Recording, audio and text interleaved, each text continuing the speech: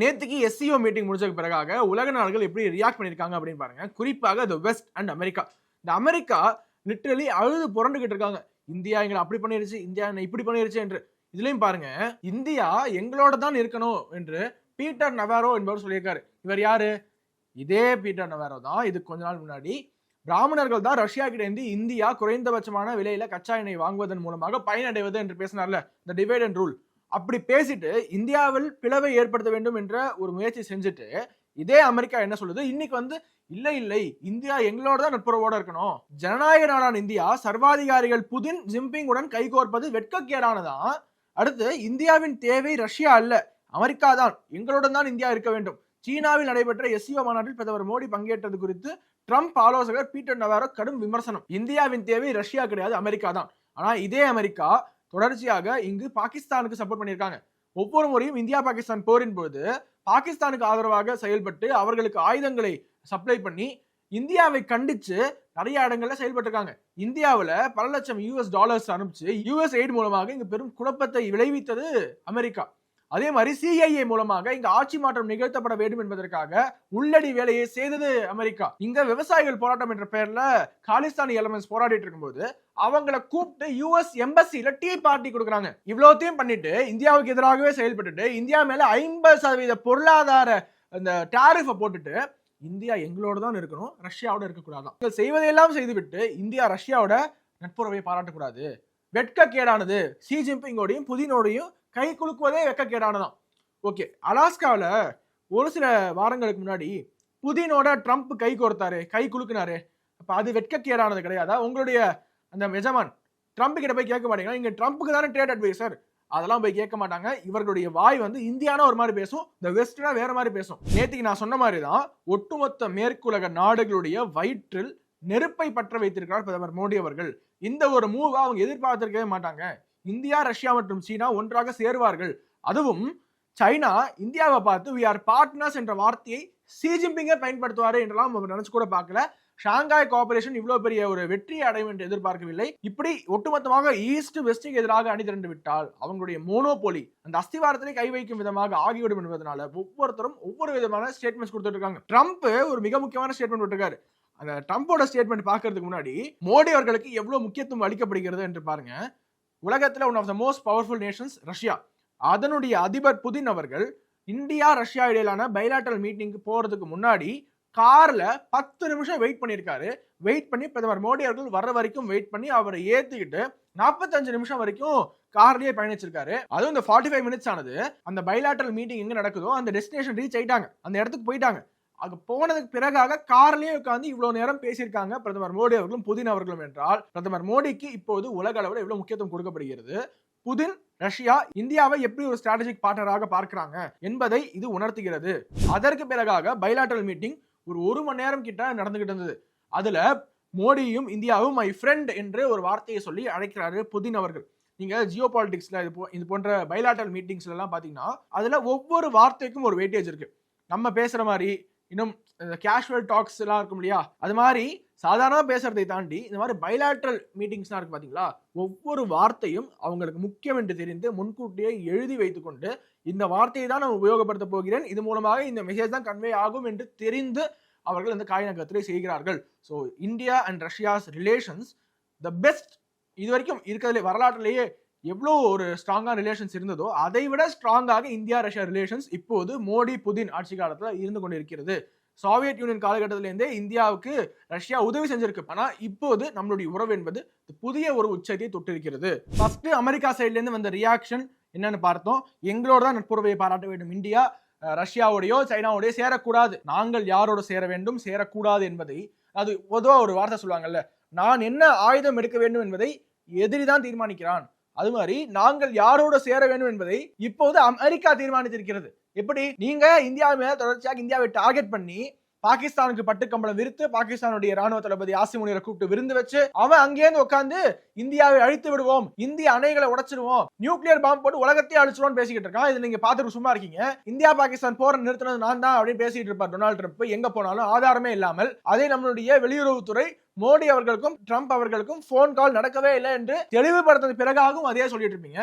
அப்படி இந்தியாவை டார்கெட் பண்ணிட்டே இருப்பீங்க. இது எல்லாத்தையும் பண்ணிட்டு ரஷ்யா கூட சேரக்கூடாது, சைனா கூட சேரக்கூடாது என்றால் அதெல்லாம் முடியாது. This is not old India, we will not go down. நாங்க யாரோட சேரணும் என்பதை எங்களுக்கு தெரியும். அதுவும் ரஷ்யா சொன்ன எல்லாத்துக்குமே அடிபணிஞ்சு போய், சைனா சொல்ற எல்லாத்துக்குமே அடிபணிஞ்சு போய் அப்படி கிடையாது. ஜியோ பாலிடிக்ஸ் பொறுத்த வரைக்கும் there are no permanent friends nor enemies, there are only permanent interest என்ற அடிப்படையில் இப்போது இந்தியாவினுடைய இன்ட்ரெஸ்ட் அடிப்படையில் நம்ம சிஓல சும்மா பார்த்து கை குலுக்கி இருக்கோம், அவ்வளவுதான். இதோ பைலாட்டரல் ட்ரேட் அடுத்த லெவலுக்கு போயிருச்சு, இந்தியா சீனா உறவு வந்து அப்படியே சுமூகமாக ஆயிருச்சு அப்படிலாம் கிடையாது. ஸ்டார்டிங்கே, அதாவது இந்தியா சீனா கொஞ்சம் கொஞ்சமாக சுமூகம் ஆயிட்டு இருக்காங்கிற தொடக்க புள்ளியே வெஸ்டுக்கு இவ்வளோ வயிறு எரியுதுன்னா இன்னும் நன்றாக எரியட்டும். எங்களை இந்த நிலைக்கு தள்ளின அமெரிக்காவுக்கு நன்றி. Nobel piece price Nobel piece price Donald Trump அவர்கள் கிளைம் பண்ணிட்டே இருப்பார், யாராவது எனக்கு பீஸ் பிரைஸ் கொடுங்களேன்ட்டு. இந்தியாவையும் சீனாவையும் நெருங்க வைத்த அவருக்கு நிச்சயமாகவே இந்த ஒரு விஷயத்துக்கு நோபல் பீஸ் பிரைஸ் கொடுக்கலாம். அட்லீஸ்ட் ஒரு முறை நோபல் பீஸ் பிரைஸ் கொடுத்துட்டா அவரு டொனால்ட் ட்ரம்ப் அவர்கள் இது போன்ற பைத்தியகாரத்தனமான நடவடிக்கை ஈடுபட மாட்டார் இல்லையா? யாராவது ஒரு தடவை அந்த நோபல் பிரைஸை கொடுத்துருங்கப்பா என்று பல குரல்கள் கேட்குது சோசியல் மீடியால. டொனால்ட் ட்ரம்ப் அவர்களுக்கு நோபல் பீஸ் பிரைஸ் தான் வேணும்னா ஒரு தடவை கொடுத்துட்டீங்கன்னா அவர் சைலண்ட் ஆயிடுவாரு, அவர் சுய நினைவு அவருக்கு திரும்பி விடும். அதனால யாராவது ஒருத்தர் அவர் நோபல் பிரைஸ் கொடுங்களேன் அப்படின்னு ரெக்கமெண்ட் பண்ணிட்டு இருக்காங்க. நம்மளும் தான் சொல்றோம், ஒரு தடவை once and for all settle பண்ணிருங்க, அதுக்கு பிறகு உலகத்திற்கு நல்ல விடிவு காலம் பிறக்கும். இதுக்கு டொனால்ட் ட்ரம்ப் அவர்கள் எப்படி ரியாக்ட் பண்ணியிருக்காருன்னு பாருங்க. இந்தியா குறித்து அவர் பேசும்போது ஒரு முக்கியமான ட்வீட் ஒன்று போட்டிருக்காரு. அந்த ட்வீட் ரொம்ப வைரலாகவே போயிட்டு இருக்கு. What a few people understand is that we do a very little business with India, but they do a tremendous amount of business with us. In other words, they sell us massive amounts of goods, their biggest client, but we sell them very little. Until now, a totally one-sided relationship, and it has been for many decades. அதாவது இந்தியாவோட நாம் செய்யக்கூடிய வர்த்தகம், இந்தியாவுக்கு America export பண்றதை விட பன்மடங்கு அதிகமாக இந்தியா அமெரிக்காவுக்கு எக்ஸ்போர்ட் பண்ணிட்டு இருக்கு. ஸோ அமெரிக்கா டெக்னிக்கலி இந்தியாவோட கிளைண்ட். இது ஒரு டோட்டலா ஒன் சைடட் பிசினஸ் ஆக போயிட்டு இருக்கு. The reason is that India has charged us until now such high tariffs, the most of any country that our business are unable to sell into India. It has been totally one-sided disaster. Also, India buys most of its oil and military products from Russia, very little from US. They have now ordered to cut their tariffs to nothing. இப்ப புரியுதா இந்த Modi diplomacy எப்படி வேலை செய்கிறது? இந்த தேசத்திற்கு எது சரியோ, இந்த தேச நலனுக்காக என்னெல்லாம் செய்யணுமோ அதை மட்டுமே நரேந்திர மோடி செய்து கொண்டிருக்கார் என்பதற்கு ட்ரம்போட ட்வீட் ஒரு உதாரணம். என்னது, எங்க கிட்ட இருந்து கம்மியா தான் வாங்குறாங்க, ரஷ்யா கிட்ட இருந்து அதிகமாக ஆயில் வாங்கிட்டு இருக்காங்க. ஒரு குற்றச்சாட்டா? ஏன் ரஷ்யா கிட்ட இருந்து அதிகமாக வாங்குறோம்? ஏன்னா நம்ம குறைஞ்ச விலையில கொடுக்குறோம். ரஷ்யா கிட்ட இருந்து குறைந்த விலையில வாங்கி நம்ம அதை சுத்திகரிக்கப்பட்ட அந்த கச்சா எண்ணெயை நம்ம பல நாடுகளுக்கு வித்துக்கிட்டு இருக்கோம். அது மூலமாக இந்தியா லாபம் சம்பாதிச்சுட்டு இருக்கு. இது இந்தியாவுக்கு நன்மையா? Point number 1. Point number 2, India அமெரிக்காவுக்கு அதிக அளவுல ஏற்றுமதி செஞ்சுக்கிட்டு இருக்கு. ஒரு நெட் எக்ஸ்போர்ட்டராக அதிகமாக நம்ம ஏற்றுமதி செஞ்சுக்கிட்டு இருக்கோம். ஆனா மாறாக ட்ரம்ப் என்ன கிளைம் பண்றாரு பாருங்க, எங்களுடைய பிசினஸ்மேனால, அமெரிக்காவில் இருக்கக்கூடிய பல மல்டிநேஷனல் கம்பெனிஸ்னால இந்தியாவில் அவ்வளவு ஈஸியா ப்ராடக்ட்ஸால இந்தியன் மார்க்கெட்டுக்குள்ள நுழைய முடியல. which means that இந்தியாவில் இருக்கக்கூடிய லோக்கல் உற்பத்தியாளர்கள், பிரதமர் மோடி சொன்னார் இல்லையா, இந்த தேசத்தினுடைய விவசாயிகள், இந்த தேசத்தினுடைய பசுபாலகம் அப்படிங்கிற வார்த்தையை பயன்படுத்துறாரு, கால்நடை வளர்ப்பாளர்கள், மீனவர்கள், இவர்களுடைய நலன் தான் முக்கியம் என்று அவர் சும்மா சொல்லல, ட்ரம்பே போத்திருக்காரு. என்னது, எங்களுடைய யூஎஸ் ப்ராடக்ட்ஸ்னால இந்தியன் மார்க்கெட்டுக்குள்ள அவ்வளவு ஈஸியா நுழைய முடியல. அப்படி நுழைஞ்சதுன்னா உங்களுக்கே தெரியும் இங்க இருக்கக்கூடிய லோக்கல் வணிகம் பெரிய அளவுல அடி வாங்கும். பிரதமர் மோடி அவர்கள் வெறும் வாய் வார்த்தையாக இந்தியாவில் இருக்கக்கூடிய விவசாயிகள் தான் முக்கியம் என்று சொல்லவில்லை. இவ்வளோ ப்ராடக்ட்ஸ், அமெரிக்கானுடைய இவ்வளோ ப்ராடக்ட்ஸ் இந்தியாவுக்குள்ள அதுவும் சீப்பா வந்துவிடக் கூடாது என்பதற்காக கூடுதல் வரியை விதித்து நம்மளுடைய இந்திய உற்பத்தியாளர்களை காப்பாத்தி கொண்டிருக்காரு. This is another reason Trump அவர்களும் அமெரிக்காவும் இந்தியா மேல கோபமா இருக்கிறதுக்கு. இந்தியா மட்டும் அமெரிக்காவில இவ்வளவு பிசினஸ் பண்றாங்க, இவ்வளவு எக்ஸ்போர்ட் பண்றாங்க, நம்மளால கொஞ்சம் தான் பண்ண முடியுது. பொருளாதார ரீதியாக பாத்தீங்கன்னா மிகப்பெரிய பொருளாதாரம் அமெரிக்கா.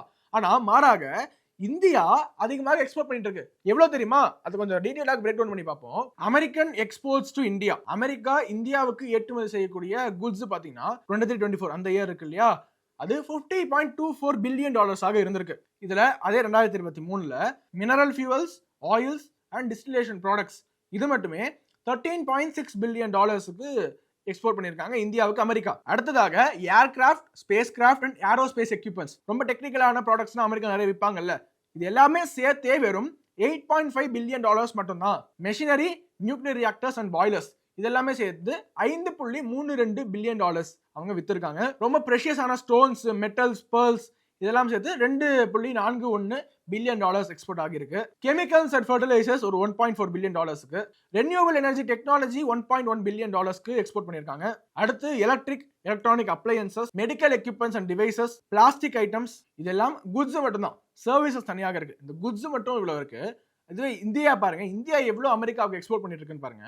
ஃபினான்ஷியல் இயர் 2024லயே Indian exports to the US reached $79.44 billion for goods and service ரெண்டுமே சேர்த்து பாத்தீங்கன்னா $86.51 billion ஆக இருந்திருக்கு. இதுல 2024-25ல எலக்ட்ரிக்கல் மெஷினரி அண்ட் எலக்ட்ரானிக்ஸ் இது மட்டுமே $15.46 billion நம்ம ஏற்றுமதி செஞ்சிருக்கோம். பார்மசூட்டிகல்ஸ் அண்ட் ட்ரக்ஸ், அதாவது மெடிசன் இருக்கு இல்லையா, மருத்துவ உபகரணங்கள், பொருட்கள், மருந்துகள், இது $10.67 billion மதிப்புள்ள பொருட்களை நம்ம ஏற்றுமதி செஞ்சிருக்கோம். ஜெம்ஸ் அண்ட் ஜுவல்லரி இத $9.9 பில்லியன் ஏற்றுமதி செஞ்சிருக்கோம். இன்ஜினியரிங் குட்ஸ் இது மட்டுமே $17.6 பில்லியன் 2024 ஃபினான்ஷியல் இயர்ல, plus $12.33 billion April to November 2024 இருக்கு இல்லையா, இதற்கு இடைப்பட்ட காலத்துல நம்ம எக்ஸ்போர்ட் பண்ணிருக்கோம்.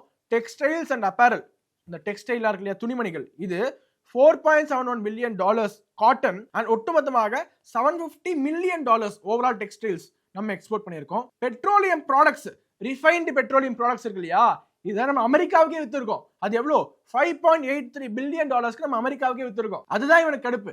இவன் ரஷ்யா கிட்ட இருந்து குறைந்த விலையில கச்சா எண்ணெயை வாங்கி அதை சுத்திகரிச்சு நமக்கே வித்து லாபம் பார்த்துக்கிட்டு இருக்கானே, இவன் ஏதாவது பண்ணணுமே என்று அமெரிக்காவுக்கு ரொம்ப கடுப்பாக இருக்கு. அடுத்து organic chemicals, agricultural product, sea food, furniture and handicraft, இன்னும் பல பொருட்கள், கிட்டத்தட்ட 7000 பொருட்கள் என்று சொன்னேன் இல்லையா, அந்த மாதிரி 7000 பொருட்களை நம்ம இங்க இருந்து ஏற்றுமதி செஞ்சுக்கிட்டு இருக்கோம். அமெரிக்கன் மார்க்கெட் மிகப்பெரிய அளவில் இந்திய பொருட்களால் நிரம்பி வளைஞ்சுக்கிட்டு இருக்கு. ஸோ இவன் நமக்கு இவ்வளோ எக்ஸ்போர்ட் பண்றான், நம்மளை விட அதிகமாக பண்றான். இந்த குளோபல் சூப்பர் பவர், இந்த so called global super power இந்தியாவில் எவ்வளோ ஏற்றுமதி செய்யறாங்களோ அதை விட அதிகமாக இந்தியர்கள் அங்க ஏற்றுமதி செய்யறதுனால அமெரிக்காவுக்கு இது எப்படியாவது இந்த டாக்ஸ் போட்டு நிறுத்தணும். அதிகமாக நீங்க டாக்ஸ் போட்டீங்கன்னா, இந்திய பொருட்கள் மேல டாக்ஸ் போட்டீங்கன்னா என்ன நடக்கும்? அமெரிக்கர்கள் அதை வாங்க கஷ்டப்படுவாங்க. அதிக விலை அமெரிக்கர்கள் தலையில போய் விடியும். ஸோ இந்திய பொருட்களுக்கு அங்க டிமாண்ட் குறையும். ஏன்? காஸ்ட் அதிகரிச்சிருச்சு. அது மூலமாக இந்தியாவுடைய எக்ஸ்போர்ட்ஸ் அமெரிக்காவுக்கு குறையும் இல்லையா. பதிலுக்கு அவங்க என்ன எக்ஸ்பெக்ட் பண்ணாங்கன்னா, இந்திய அரசாங்கம் அமெரிக்க பொருட்கள் மேல இருக்கக்கூடிய பல வரிகளை நீக்கிடுவாங்க, அது மூலமா ஈஸியா இந்தியன் மார்க்கெட்டுக்குள்ள போயிடலாம், நம்மளுடைய பொருட்களை அங்க வித்தரலாம் அப்படின்னு நினைச்சிருக்காங்க போல. ஆனா பிரதமர் மோடி அவர்கள் he was so clear, இந்தியர்கள் தான் முக்கியம், இந்திய விவசாயிகள் தான் முக்கியம், இந்தியாவிலேயே தயாரிக்கக்கூடிய உற்பத்தியாளர்கள் தான் முக்கியம். நீங்க எவ்வளவு குட்டிய கடன் அடிச்சாலும் சரி, நீங்க 50% போட்டாலும் சரி, எவ்வளவு சதவீதம் வரி போட்டாலும் சரி, I am strong, India is strong, India is very clear அப்படிங்கிற மெசேஜ உலகத்திற்கு இப்ப கொடுத்திருக்காங்க. ஒரு வெற்றிகரமான SCO மீட்டிங், ஷாங்காய் கோஆபரேஷன் மீட்டிங்க்கு இந்த வெஸ்டர்ன் மீடியா எப்படி ரியாக்ட் பண்ணிருக்காங்க, மேற்குலக நாடுகள் எப்படி ரியாக்ட் பண்ணிருக்காங்க, மீடியா எப்படி ரியாக்ட் பண்ணிருக்குன்னு பாருங்க. பல்வேறு விதமா Modi, Xi Jinping, Putin plus பல ஆசிய நாடுகள் ஒன்றாக சேர்வதை அவங்க எப்படி பார்க்கிறாங்கன்னா 3 விதமாக பார்க்கிறாங்க. ஒன்னு, யூஎஸ் என்ற ஒரு ஆக்சஸ் இருக்கு, யூஎஸ் என்ற சூப்பர் பவர் ஆக்சஸ் இருக்கு, அந்த அமெரிக்கா வழிநடத்துகிற அந்த குளோபல் ஆர்டர் என்று சொல்லுவாங்க, அதற்கு ஒரு மிகப்பெரிய சேலஞ்ச், ஒரு த்ரெட், இதான் SCO அப்படிங்கறத பாக்குறாங்க. ரெண்டாவது, economic proposals and symbolic unity, பொருளாதார ரீதியாக இந்த நாடுகளுடைய தாக்கம் பிளஸ் சிம்பாலிக்காக நாங்களாம் ஒன்றாக இருக்கோம் என்ற யூனிட்டி மெசேஜ் சொல்றாங்க இல்லையா, இந்த ஒரு மெசேஜ். மூன்றாவது, இந்தியா எப்படி ரொம்ப சமமாக மோரலஸ் ஈக்குவலாக SCO நாடுகளோட வெஸ்டர்ன் பவர்ஸோட, ஒரு பக்கம் SCO நாடுகள், இன்னொரு பக்கம் western powers, so called super powers நாங்களாம் எல்லாம், ரெண்டுத்துக்கும் எப்படி நல்லா பேலன்ஸ் பண்றாங்க என்பதை இந்த வெஸ்டர்ன் மீடியா பாராட்டுறாங்க. முதல்ல வாஷிங்டன் போஸ்ட் பாருங்க. China tries to use Trump turmoil to unite leaders against US led order. 20 leaders including from Russia, Iran and India are in China for a summit designed to promote Beijing as a reliable counterweight to the US. ஒரு பொதுவான எதிரி, காமனான எதிரி என்று ட்ரம்பை காட்டி China என்ன பண்ணுதுன்னா மற்ற நாடுகளை தன்னோட சேர்த்துக்கிட்டு இருக்கு. அப்போ US led வேர்ல்ட் ஆர்டருக்கு கவுண்டர் பேலன்ஸ் ஆக சைனா led வேர்ல்ட் ஆர்டருக்கு சைனா ஒரு ஸ்ட்ராட்டஜியை முன்னெடுத்துட்டு இருக்காங்க என்று வாஷிங்டன் போஸ்ட் எழுதியிருக்காங்க. வாஷிங்டன் போஸ்ட் இப்போ இல்லைங்க, எப்பவுமே சைனா கிட்ட இருந்து ஃபண்ட் பெற்றுக்கொண்டு அவங்க அமெரிக்காவில் ட்ரம்புக்கு எதிராக பல வேலைகளை 2020 தேர்தலே பண்ணாங்க. Literally Washington post is Chinese agent தான் சொல்ல வேண்டும். அவங்களுக்கு ட்ரம்ப் சுத்தமாக பிடிக்காது, அவங்க அப்படி எழுதியிருக்காங்க. அடுத்து பாருங்க, ரூட்டர்ஸ் என்ற அமெரிக்க பத்திரிகை ஒன்று இருக்கு, அவங்க என்ன எழுதுறாங்க, new global security and economic order championing SCO solidarity through an investment bank, AI cooperation and strategic financial integration. புதுசா ஒரு குளோபல் ஆர்டர், புதுசா ஒரு எக்கனாமிக் ஆர்டர் உருவாயிட்டு இருக்கு, flanked by leaders from China, Russia and India. இவங்க எல்லாமே ஒரு புதிய குளோபல் ஆர்டரை உருவாக்கிட்டு இருக்காங்க என்றும் குறிப்பிட்டிருக்காங்க. அசோசியேட்டட் பிரஸ் என்ற ஒரு பத்திரிகை, அமெரிக்காவுடைய பத்திரிகை, அவங்களும் என்ன எழுதுறாங்க பாருங்க. SCO summit could challenge US dominance and lend weight to China's vision for a multipolar world. ஒரு டாமினன்ஸ், US ஒரு டாமினன்ஸ் என்றதை தாண்டி மல்டிபோலார் வேர்ல்டு, பல குளோபல் சூப்பர் பவர்ஸ் அங்கங்க அப்படியே பட்டிங்கா வந்துகிட்டு இருக்கும் இல்லையா, அதற்கு இந்த SCO மீட்டிங் வழிவகுக்கிறது என்றும் அவங்க ஓப்பனா ஒத்துக்கிட்டு இருக்காங்க. US வால் ஸ்ட்ரீட் ஜர்னல் பத்திரிகை என்ன எழுதுறாங்கன்னா, Chinese, Russian, Indian leaders pledge cooperation in a message to Trump. While many outstanding problems remain, the summit highlights difficulties of Washington's attempt to redraw the world order. 3 நாடுகள், India, China மற்றும் Russia, இவங்க எல்லாருமே சேர்ந்து அந்தந்த நாட்டு தலைவர்கள் ட்ரம்ப்புக்கு ஒரு message கொடுத்திருக்காங்க. சோ பிரதமர் மோடி அவர்கள் ஒவ்வொரு நகர்வும் அவருடைய நகர்வெல்லாம் எப்படி பார்க்கப்படும் என்று நேற்று சொன்னேன் இல்லையா, அது நிரூபணமாயிருக்கு. இந்த மெசேஜ் ட்ரம்ப்புக்கான மெசேஜ் தான் என்று வால் ஸ்ட்ரீட் ஜர்னல் அமெரிக்கன் பத்திரிகை எழுதியிருக்கு. அடுத்து New York post article, India's leader Modi cozies up to Putin and Xi Jinping at Shanghai summit after he was spurned by Trump. Associated Press magazine என்ன இருக்குன்னு பாருங்க. Modi and Putin affirm special relationship as India faces steep US tariffs over Russian oil imports. இத special and privileged bilateral bond என்ற அந்த வார்த்தையை குறிப்பிட்டு associated press வந்து article எழுதியிருக்காங்க. அகைன் எல்லாரும் ஒரே டெம்ப்ளேட் தான் எழுதுறாங்க. அமெரிக்கா கிட்ட இருந்து ஒரு பிரஷர் வருது. அதனால அமெரிக்கன் வேர்ல்ட் ஆர்டருக்கே சேலஞ்ச் விடும் விதமாக 3 தலைவர்கள் ஒன்றாக இணைஞ்சிருக்காங்க. மோடி, ஷி ஜின்பிங், புதின் அவர்களுடைய இந்த சந்திப்பு சாதாரணமான சந்திப்பு கிடையாது என்று இதேதான், இந்த ஒரு மெசேஜ் தான் எல்லாருமே கேரி பண்றாங்க. இதே நியூயார்க் டைம்ஸ் இன்னொரு ஆர்டிகல் எழுதியிருக்காங்க. Putin and Modi, Xi Jinping, Putin and Modi try to signal unity at China summit. சைனாவில் அவங்களுடைய யூனிட்டியை உலகத்திற்கு உறக்க சொல்லிட்டாங்க, நாங்க ஒன்றாக இருக்கோம் என்று சொல்லிவிட்டார்கள். அந்த மெசேஜை கடத்திட்டாங்க.